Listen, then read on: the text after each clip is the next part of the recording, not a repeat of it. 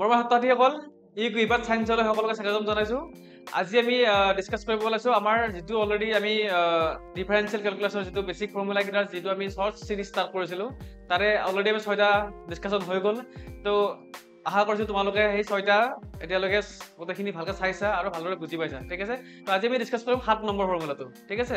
আসুন এতিয়া আমি 7 নম্বৰ ফৰ্মুলাটো ডিসকাশন কৰি লও। ওকে, 7 নম্বৰ ফৰ্মুলাটো আছে আমাৰ কি ddx of log x, okay, ddx of log x।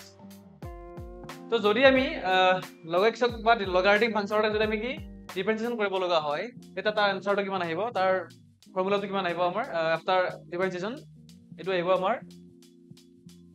1/x। Okay, তো একদম ইজি হয়, জাস্ট এখিনি মনত ৰাখিলে হৈ গল। ওকে, জাস্ট মনত ৰাখিব লাগে। তো ddx of log x কিমান হয় 1/x। ওকে, যদি আপোনালোকে ভিডিওটো যদি বুজি পাইছে তো ভাল পাইছে তো তেতিয়াহ'লে আপোনালোকে ভিডিওটো লাইক কৰিব আৰু চেনেলটো সাবস্ক্ৰাইব কৰিব। ধন্যবাদ।